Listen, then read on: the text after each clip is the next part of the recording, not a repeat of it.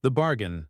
In the dark alleys of the alien slum world Kareth, two alien sisters, Lira and Mira, hid from patrol drones. Their species, the fragile Velari, had lost everything after the war. Food was rare, and those who starved were forced to trade their dignity just to survive. Lira, the elder, had protected her sister since childhood, but tonight, Mira was too weak even to move. Her pulse was fading. Desperate, Lira walked toward the human trading post, the place everyone warned her about. Humans were feared and respected. They ruled this sector now. Rumors said they took what they wanted in exchange for a few credits or a meal. Lira didn't care. She would give anything to save her sister. Inside the post stood a lone human, tall and quiet, Commander Elias Vorn, a man who had seen too much war. Lira trembled and said, "I'll do anything. Just give my sister food." Her voice cracked as tears burned her silver eyes. But Elias didn't move. He just stared at her, broken, proud, and terrified all at once. He slowly walked to a storage crate, opened a ration pack, and placed it in her hands. "Feed her," he said softly, "and don't ever offer yourself like that again." For the first time in years, someone had chosen mercy instead of power. But as she returned to the alley with food in her trembling hands, she didn't notice the silent drone following her. Someone had seen the exchange, and it would change everything. The bargain Lira hurried back through the narrow alleys, clutching the food pack close to her chest, as if it were treasure. The rain fell in heavy drops, soaking her thin clothes, but she didn't care. Every step felt like hope. Her sister Mira would eat tonight. Maybe, just maybe, she would live to see the morning. When she reached the broken shelter they called home, Mira lay on the cold metal floor, barely breathing. Lira tore open the ration pack and helped her sit up. "Eat please, little one," she whispered, voice trembling. Mira's eyes opened weakly. "Where? Did you get this?" she asked, her voice no louder than the wind. Lira froze. Her mind flashed back to the human's calm, unreadable face. His eyes had no greed, no hunger. They were tired eyes. Eyes of someone who had seen too much suffering. She didn't want to tell Mira what she had offered. "A man gave it," she finally said. "He didn't ask for anything." Mira frowned weakly. "No one gives for free, sister." Lira smiled, forcing courage she didn't feel. Maybe humans are not all monsters. But outside, in the shadow of the street, a small surveillance drone blinked red. It sent a silent signal to the human base. Within minutes, Commander Elias's superior officer, Captain Drex, received the footage. He watched the video of Lira's trembling form, her desperate words, and Elias's unexpected kindness. His lips twisted into a cruel smile. "Soft-hearted fool," Drex muttered. "A human commander showing mercy to an alien beggar? Let's see what that costs him." The next morning, Elias was called into the command office. The air was tense. "You broke regulation," Drex said sharply. "No rations to civilians without clearance. You want to feed every alien that comes crawling to your gate?" Elias met his glare calmly. "She was starving." They both were. "And that's not your problem," Drex snapped. "These creatures sold our men for food during the war. Have you forgotten that?" Elias's jaw tightened, but he said nothing. He'd seen too much hate already, human and alien alike. "If mercy is a weakness," he said quietly, "then maybe we've forgotten what strength really means." That night, as punishment, Elias was reassigned to patrol the lower sectors, the most dangerous part of Kareth, where even soldiers disappeared without a trace. He accepted it without protest. Something about the alien girl's trembling voice still echoed in his mind. He wanted to know more, why someone so young would risk everything for her sister. Meanwhile, in the dim shelter, Mira's health began to return slowly. Lira stayed by her side, watching the doorway as if expecting soldiers to burst in at any moment. Deep down, she knew kindness came with a cost, and no act of mercy went unnoticed in this cruel city. Just as she began to drift into uneasy sleep, a sudden noise outside made her freeze. Footsteps, heavy, metallic, and getting closer. She held her sister tight, her heart pounding like thunder. Then the door hissed open. A beam of white light filled the room, blinding her. A soldier's voice cut through the silence. "By order of the human command," it said. You are to come with us. Lira looked at Mira, who was too weak to move. Her mind raced. Had the human betrayed her? Or was something far more dangerous coming? Outside, the rain fell harder, washing away the dirt, but not the fear. The bargain she had made with hope was not over yet. It was only beginning. The arrest. The metallic footsteps echoed down the narrow corridor, mixing with the rumble of thunder above the city. Lyra's heart pounded as the soldiers stepped closer, their helmets glowing faintly under the flickering neon light. She grabbed Mira's hand and whispered for her to stay silent, but the younger sister's weak breathing gave them away. The door burst open, and 3 armored humans entered, weapons raised and lights flashing over the filthy walls. Lira rose to her knees, shielding her sister with her body. "Please, don't hurt her," she cried. One soldier, his voice cold and mechanical, read from his wrist tablet, "Lira Villari, you are charged with illegal trade and unauthorized possession of military rations." His tone was empty of emotion. To them, she was not a person, just a name on a list. She tried to speak, to explain that she hadn't stolen anything, that a man had given it to her. But before the words could escape her trembling lips, one of the soldiers struck her across the face. The force sent her crashing to the floor beside Mira. The soldiers pulled her up roughly, ignoring her cries, while Mira screamed weakly, "Leave her alone!" The youngest soldier hesitated for a second, perhaps shocked by the girl's desperation, but the officer barked a command and dragged Lira out into the rain. Cold water splashed across her face as they threw her into a transport cage.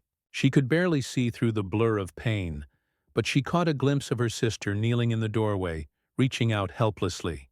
That image burned into her memory like fire. At the same time, far away in the command district, Elias Vorn returned from patrol, his armor still dusty from the lower sectors. When he entered the base, the atmosphere felt wrong. Too quiet, too watchful. Soldiers turned their eyes away as he passed, whispers following behind him. When he reached his quarters, he found a message flashing on his terminal. It was from Captain Drex. The message was brief. "Your alien friend has been arrested. Consider this the result of your kindness." Elias stared at the words for a long moment, his pulse growing colder with each heartbeat. He knew Drex wanted him to feel powerless, humiliated, to learn that mercy had consequences. But instead, anger began to rise in him, slow and dangerous.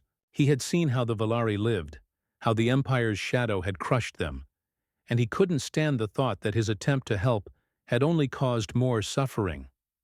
That night, Elias did something he had never done before. He removed his uniform insignia and went into the lower district alone, without permission. The rain had turned the streets into rivers of mud and light. He walked with purpose, his dark coat hiding his identity. He questioned the traders and scavengers, trying to find where they had taken the Villari sisters. Most people turned away in fear, unwilling to speak against the soldiers. But one old merchant, a wrinkled alien with glowing green eyes, whispered, "The girl was taken to the detention pit near the old refinery. They send the sick there, no one returns." Elias thanked him quietly and turned toward the refinery zone, his jaw clenched. He knew it was a trap, a place where the command sent undesirables to disappear. But he also knew that if he did nothing, that small act of mercy would end in tragedy. The storm raged around him, lightning flashing across the sky as he moved like a shadow through the night. Back in the detention pit, Lira sat on the cold floor, her hands bound by energy cuffs. Around her, dozens of starving aliens huddled in silence. The air smelled of rust and despair. She closed her eyes and thought of her sister, her smile, her laughter before the war. Then she whispered softly, "I will come back for you, Mira, I promise." But in the distance, through the thunder and the hum of generators, she didn't hear the quiet footsteps of a human walking toward the gates, his eyes set with fire and resolve. Elias Vorn was coming for her, and nothing in this broken city would stop him. The rescue attempt, the detention pit of Kareth, was not a prison. It was a grave disguised as a cage. Built deep under the ruins of an old refinery, its metal walls were slick with moisture and rust, humming faintly from the energy shields that kept prisoners inside. Lira sat in the corner of her cell, her arms bound, her eyes fixed on the faint glow of the shield door. Around her, whispers moved like ghosts, voices of the hopeless speaking about escape that would never come. Every sound echoed in the silence, every breath felt borrowed. Her body ached from exhaustion, but it was her heart that hurt the most. She could still see Mira's face when the soldiers dragged her away, that terrified look frozen in her mind. She whispered her sister's name over and over, as if repeating it would somehow summon her across the stars. Yet deep down she feared the truth, that Mira might already be dead. The thought almost broke her, but she refused to let despair win. "She's alive," she told herself in a trembling whisper. "She has to be." Far above the pit, in the dark corners of the refinery ruins, Elias Vorn crouched behind a fallen pipe, his eyes studying the security patrol routes. The night wind carried the smell of oil and metal, the rain mixing with ash. He had stripped away his insignia, wearing only dark armor scavenged from the black market. To any guard who saw him, he would look like just another mercenary, not a decorated human officer. But in truth, Elias's mind was sharp, his plan forming with precision and danger. He watched the guards, a mix of human soldiers and robotic sentinels, march in strict cycles. The entire perimeter pulsed with motion sensors and cameras. One mistake and every alarm would trigger. Yet he couldn't wait until morning. By then, Lira might be transferred off-world to the slave camps. He reached into his pocket and took out a small metallic sphere, a stolen EMP charge. One pulse could knock out electronics within 50 meters, but it would only last 60 seconds. It was enough for one chance. When the next thunder rolled across the city, Elias triggered the device. The world went dark in a blink. The hum of machines cut off, the lights flickered out, and confusion spread through the guards like wildfire. He moved quickly, silent as the wind, slipping through shadows until he reached the cell chambers below. Sparks still danced in the air when he found her. Lira looked up at the sound of metal scraping, her breath catching as she saw a tall figure forcing open the door. The faint glow from his visor reflected in her eyes. "Elias?" she whispered, disbelief flooding her face. For a moment, she thought she was hallucinating. The human commander she had met, the man who had given her food without taking anything in return, was now standing in front of her, breaking her out of prison. He didn't answer right away. He just broke the energy cuffs around her wrists and said, "Can you walk?" His voice was low, calm, but the urgency behind it was clear. She nodded weakly, her knees trembling as she stood. "Why are you doing this?" she asked as he helped her steady herself. His eyes flicked toward the corridor where alarms were starting to whine back to life. "Because no one else would," he said simply. Together they moved through the corridors, avoiding the returning lights and the hum of rebooting systems. Every step was a gamble. Lira followed him closely, her heart racing not only from fear but from confusion. Why would a human risk everything for her? It made no sense in a world built on cruelty and power. When they reached the outer gate, a sudden shout shattered the silence. "Stop right there!" Dozens of armed guards appeared from the smoke, their weapons pointed directly at Elias. Red targeting beams danced across his chest. Lira froze, her breath turning into ice. Elias raised his weapon slowly, shielding her behind him. The EMP had run out of time. The commander at the front stepped forward, his helmet removing with a hiss. It was Captain Drex. His smirk was cold, cruel. "I knew you couldn't resist your little pet project," Drex sneered. "You always did think mercy made you noble. Now you'll die for it." Lira's heart dropped as Drex lifted his rifle. The world slowed. The rain, the smoke, the fear. It all became a blur. Elias took one step forward, his body tense like a drawn bow. He whispered just loud enough for her to hear, "Run when I say." And then, the storm exploded again. The last stand lightning split the sky above the refinery as the rain poured harder, drenching the battlefield that had once been a factory floor. The alarms blared in furious red pulses, and soldiers spread out like wolves closing in for the kill. Elias stood between Lira and Captain Drex's squad, his weapon raised but his mind racing. He knew he couldn't win this fight by strength alone. They were too many, too well armed. Yet his heart refused to back down. He had lived through wars that stripped him of compassion, But now he stood for something that mattered. He wasn't fighting for medals or command. He was fighting for what little humanity still remained inside him. "Step aside, Commander," Drex's voice thundered, dripping with contempt. "You think saving one alien girl will wash the blood off your hands? You're pathetic." The man's face twisted into a sneer, the kind that came from arrogance born of cruelty. Elias didn't answer. He shifted slightly, just enough to block Lira from their view. His stance was calm but unyielding, his eyes locked on Drex's, as if daring him to pull the trigger. Behind him, Lira trembled, but refused to cower. She didn't fully understand why this human risked his life for her, yet something in his presence made her feel safer than she ever had before. The world that had always seen her kind as worthless now had one man standing against his own army for her. It felt impossible, unreal, but the fear in her heart was matched by something stronger: hope. Drex signaled his men, and the first shots rang out. Elias ducked and rolled, firing back in short bursts, his movements quick and precise. Sparks flew from the walls as energy bolts struck the metal. He pulled Lira down behind a fallen crate, his voice sharp but controlled. "Stay low. Don't move until I tell you." She nodded, clutching the edge of the crate, her body shaking but her eyes wide open. For several long minutes, chaos reigned. The thunder blended with gunfire, each explosion lighting up the darkness in bursts of white and blue.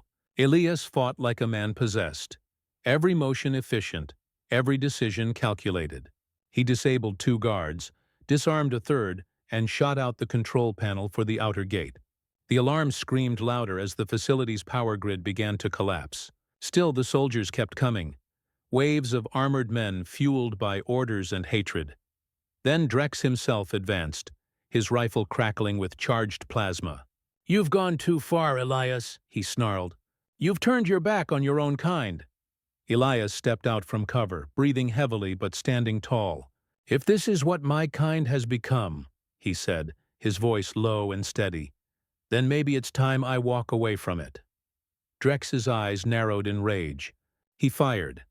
The blast struck Elias's shoulder, spinning him back against the wall. The pain seared through him, but he refused to fall. Blood ran down his arm, yet his grip on his weapon never loosened. Lyra's scream echoed through the rain. She crawled toward him despite the danger, tears streaming down her face. "Stop! Please stop!" she cried, her voice cracking. Drex turned his weapon toward her, amused. "And this is the creature you threw away your career for? Pathetic." But before he could fire, Elias lunged forward with the last of his strength, tackling Drex to the ground. The 2 men fought viciously, fists and metal colliding in the flickering light. Every hit echoed through the ruined chamber. Drex was stronger, fueled by anger, but Elias was faster and more determined. With one final surge, Elias grabbed Drex's arm and slammed it against the floor, forcing the rifle from his grip. The weapon discharged, sending a wild blast into the control conduit behind them. The explosion tore through the chamber, throwing both men backward. Fire and smoke filled the air. Lira shielded her face, the heat burning against her skin. When the light faded, Drex lay unconscious, half buried under debris. Elias staggered to his feet, his breathing ragged. His uniform was scorched, his face streaked with blood and rain. He turned to Lira, his voice hoarse. "We have to move now." He took her hand and guided her through the smoke toward the shattered gate. Each step was agony, but he kept going, driven by a force beyond survival. He was not saving her out of pity. He was saving her because she represented something pure, something this war-torn galaxy had forgotten. Innocence. As they stumbled into the open storm, the refinery behind them collapsed in flames. Sirens wailed in the distance as reinforcements approached. But for the first time, Lira felt the cold rain on her skin as something more than misery. It felt like freedom. Elias turned to her, his expression weary yet determined. "We're not safe yet," he said softly, "but I promised you kindness, and I intend to keep that promise." Lira stared at him through the downpour, unable to speak. In a world built on cruelty, one man's choice had become her miracle. Yet neither of them knew that their escape would ignite something far greater, a rebellion born from mercy itself. The rebellion's spark, The storm had not stopped since the night of the escape. The rain fell over the ruined outskirts of Kereth like the sky itself was mourning. Elias and Lira took shelter inside the wreckage of an abandoned transport shuttle hidden beneath a collapsed bridge. The walls were cold and covered in moss, and the air smelled of rust and damp soil. Elias sat quietly, his shoulder freshly bandaged with torn fabric, while Lira tended the fire he had managed to start with a small ignition crystal. The faint warmth flickered across their tired faces. Neither spoke for a long time. The silence between them was heavy, filled with everything that had been lost and everything that still needed to be done. Finally, Lira broke the stillness. "You could have left me," she said softly, her voice echoing in the hollow wreck. "You could have walked away and no one would have blamed you." Elias didn't look up from the fire. His eyes were fixed on the tiny flames. "Maybe," he murmured, "but I've walked away too many times before. I couldn't do it again." His voice carried the weight of years of guilt and regret. Wars fought, orders followed, and lives destroyed. For the first time, Lira realized that he wasn't just saving her. He was saving himself. Outside, distant explosions rolled across the city like thunder. The Empire's patrols were hunting for them. Their names, Elias Vorn, former commander, and Lira Valari, escaped prisoner, were broadcast across every outpost. Drex had survived the explosion, and now used his authority to declare Elias a traitor. Soldiers raided every district, dragging civilians from their homes, demanding to know where the fugitive human and his alien companion were hiding. The city that had once feared Elias now hunted him like prey. Yet in the shadows, something unexpected began to stir. Whispers spread among the alien workers and scavengers. Stories of a human officer who had defied his own command to save one of them. In a galaxy where compassion had long been forgotten, the story felt like fire in the dark. In the lower quarters, Valari, Taran, and even the reptilian Vurak slaves began to speak his name in hushed tones. The human who chose kindness, they called him. And for the first time in years, the oppressed dared to believe that not all humans were their enemies. Days passed, and the fugitives continued to move through the wastelands, avoiding drones and patrols. Lyra's health improved, though she could see Elias's wound worsening. Each night he grew paler, his steps slower, yet he never complained. He refused to rest for too long, knowing Drex's forces were closing in. When she tried to convince him to stop, he only smiled faintly and said, "Kindness doesn't mean survival. It means doing what's right, even when it hurts." His words etched themselves deep into her heart. One evening, they reached an old mining settlement hidden in the mountains, once a Velari stronghold, now long abandoned. As they entered the tunnels, they were met by flickering lights and the sound of footsteps. A group of alien refugees stepped out from the darkness, their eyes wide with recognition. Among them was an elderly Velari who had once served as a teacher before the war. "You are the human," he said in awe, "the one who freed our daughter from the pit." Elias looked surprised, unsure how news had spread so far. The old alien bowed slightly. "Your act has awakened something we thought was dead, the belief that mercy still has power." They gave Elias and Lira food, shelter, and information. Across the city, the alien workers were quietly organizing, hiding stolen weapons, and spreading word of resistance. They no longer wanted revenge, they wanted freedom. And at the center of this fragile hope stood a man who had never intended to lead anything. Elias felt unworthy of their faith. "I am no hero," he told them. "I broke the law. I disobeyed orders." But the old teacher smiled gently. "Perhaps that is what heroes do." That night, as the wind howled outside the tunnels, Lira sat beside Elias and spoke softly. "You didn't just save me. You changed everything." Her words carried a quiet reverence that made him look away, his heart heavy with both shame and peace. He had started this journey to save one life, but now that act had become a spark, and the spark was spreading. Far away, Captain Drex stood before a holomap, glowing red with movement across Kereth. His expression was one of fury and disbelief. "He thinks mercy will save them?" he muttered. "Then I'll show him what mercy costs." He turned toward his officers and ordered, "Burn the refugee tunnels. Leave no survivors." As the night grew darker and the rain turned to ash, Elias and Lira didn't know what was coming.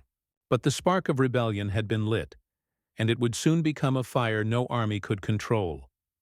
The fire of kindness. The dawn came blood-red over the horizon of Kareth, painting the mountains and ruins in a glow that felt like both birth and destruction. The wind carried smoke from the burning districts below, where Captain Drex's soldiers unleashed their fury upon the helpless.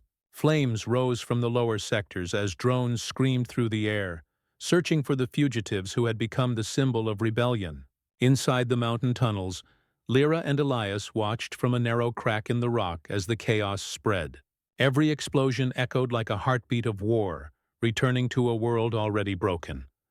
Elias stood at the entrance, his face pale but his eyes burning with determination. His shoulder wound had worsened, yet he refused to rest. The alien refugees around him were frightened but united. Miners, mothers, elders, and children, all clutching crude weapons and stolen blasters. They looked to him not as a commander, but as something greater. He didn't see himself as a leader. He saw only a man who had done one small act of kindness that had somehow grown beyond his control. Yet in this moment, he understood the truth. Kindness, when defied by cruelty, becomes a weapon of its own. When the scouts returned, breathless and terrified, their message was grim. "Drex's army is coming here. They are burning everything in their path." Lira looked at Elias, fear in her eyes. "We can't fight them. There are too many." Elias didn't answer immediately. He looked at the map drawn on the dusty wall.